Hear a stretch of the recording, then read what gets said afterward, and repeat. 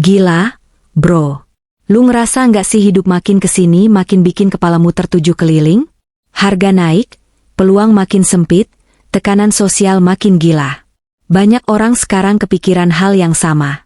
Jual tanah warisan di kampung, pindah ke kota, beli ruko, beli mobil baru, biar kelihatan sukses. Tapi dengerin gua baik-baik. Berhenti sekarang juga. Kalau lu nekat jual tanah warisan cuma buat ngejar simbol sukses di kota, lu lagi gali kuburan buat keuangan lu sendiri. Coba buka mata lu. Lihat Glodok. Lihat Tanah Abang.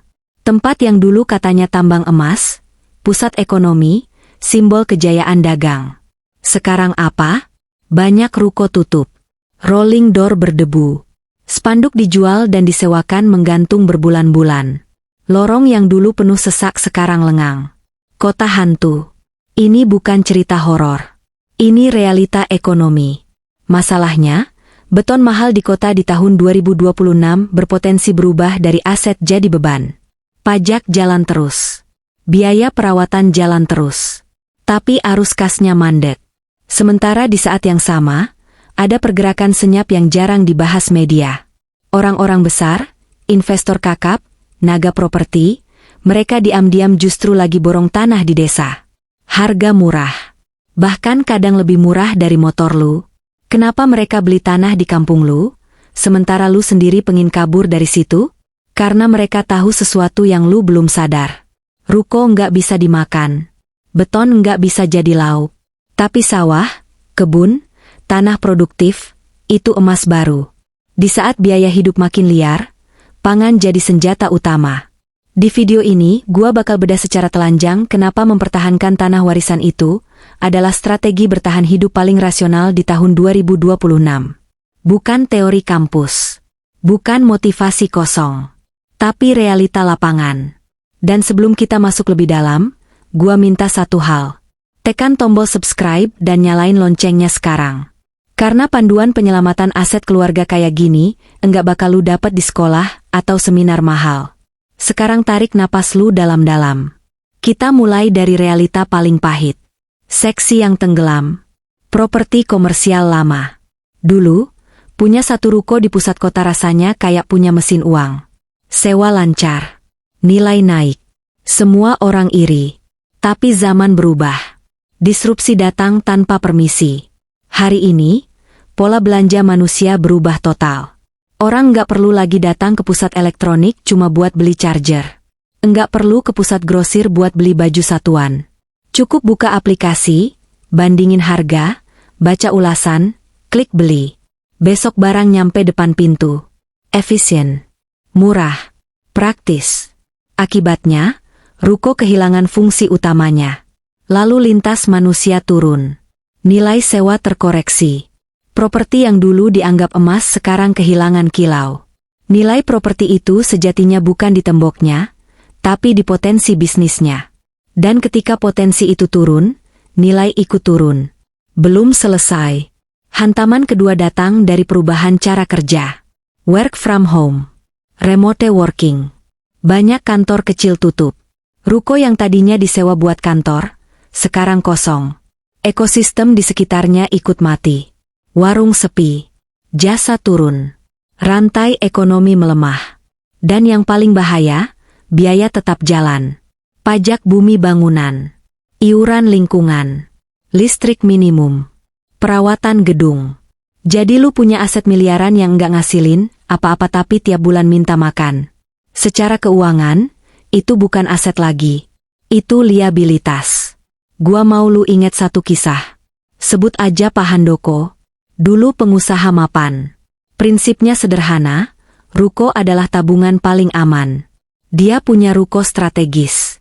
Disewa toko elektronik. Hidup tenang. Tapi zaman berubah. Penyewa pindah ke sistem online. Gudang murah di pinggir kota. Ruko kosong. Pak Handoko mau jual. Agen bilang likuiditas properti komersial lagi seret. Pembeli sepi. Nilainya tinggi di kertas tapi susah dicairkan. Pajak tetap dibayar dari tabungan. Pak Handoko bilang satu kalimat yang nusuk. Dulu gua pikir ini emas, sekarang malah jadi beban pikiran. Ini bukan cerita tunggal. Ini pola. Kekayaan lagi geser arah. Dari beton kota ke sektor real. Dari gengsi ke fungsi. Dari lokasi jenuh ke lahan produktif.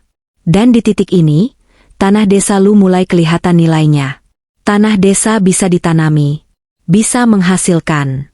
Bisa jadi cadangan pangan. Di saat inflasi biaya hidup kota makin kejam, desa dengan kemandirian pangan berubah jadi tempat perlindungan.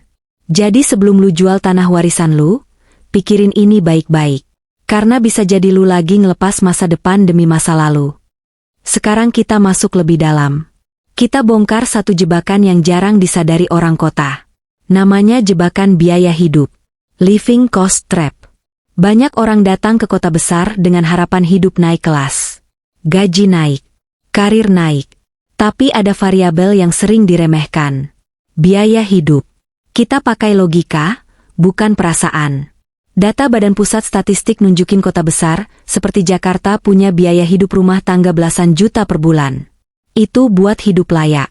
Sewa, makan, listrik, transportasi, pendidikan. Sekarang bandingin sama gaji rata-rata. Bahkan 2 orang kerja pun kadang masih ngos-ngosan. Inilah tekanan struktural. Lu kerja keras, tapi sisa buat nabung tipis.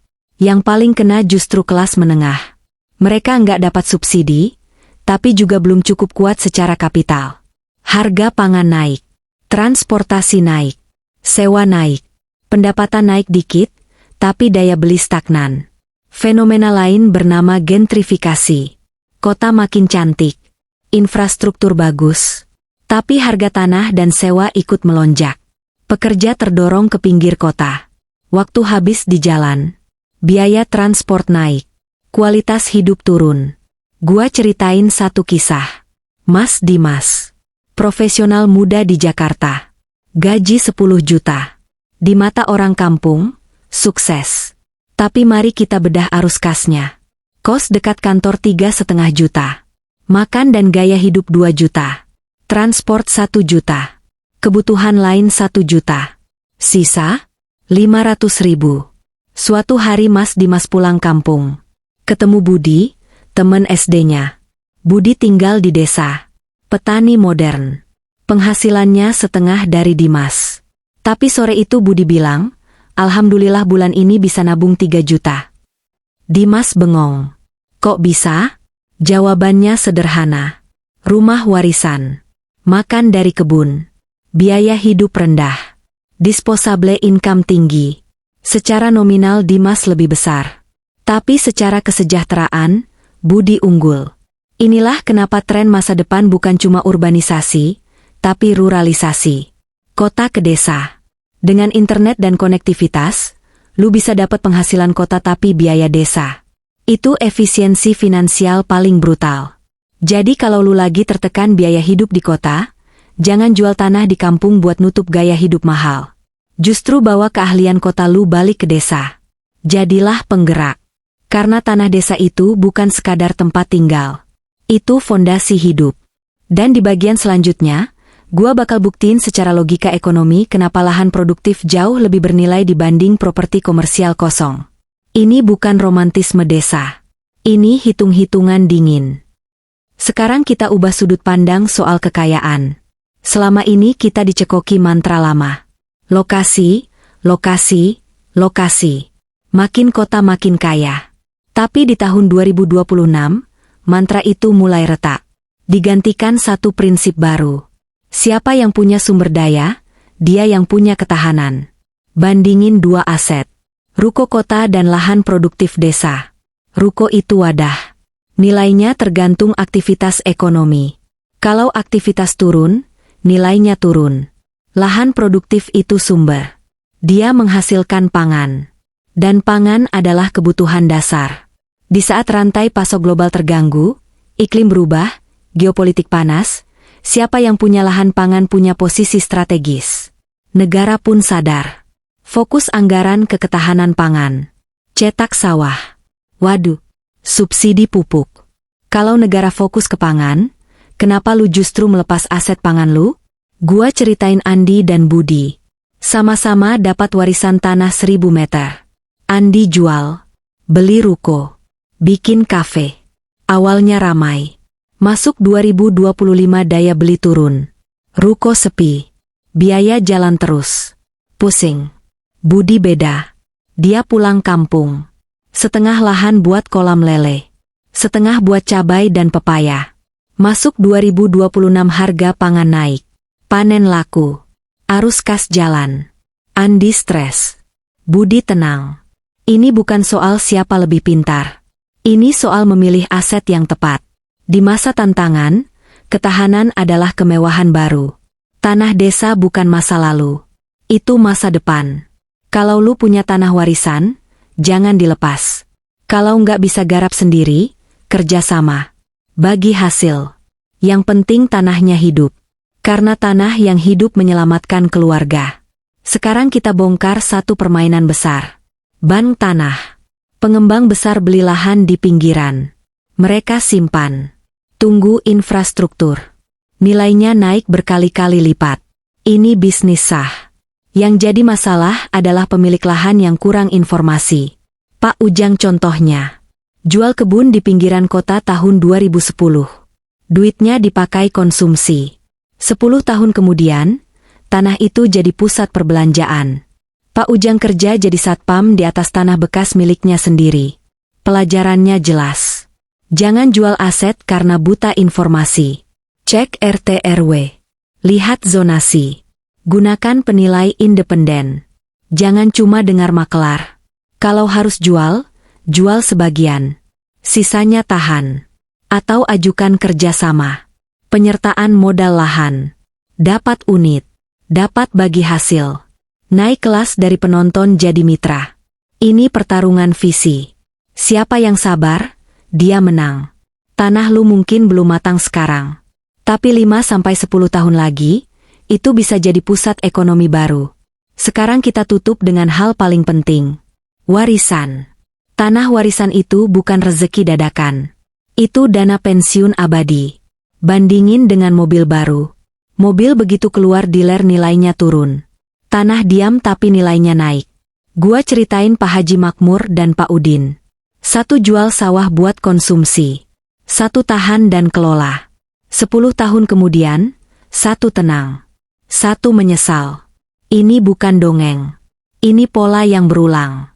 Kalau lu butuh dana, jangan jual putus. Sewa. Bagi hasil. Agunan produktif. Pertahankan kepemilikan. Sertifikat adalah benteng ekonomi keluarga. Tanah warisan itu jaring pengaman terbaik. Di saat uang tergerus inflasi, tanah tetap di situ. Dan bisa menghasilkan. Jadilah penjaga amanah. Jangan wariskan penyesalan. Sekarang gua tantang lu, cek aset keluarga lu. Ada tanah nganggur? Halaman belakang? Kebun? Tulis di komentar. Dan kalau video ini ngebuka mata lu, like dan subscribe. Karena masa depan finansial lu ditentukan keputusan hari ini. Lu yang pegang kendali.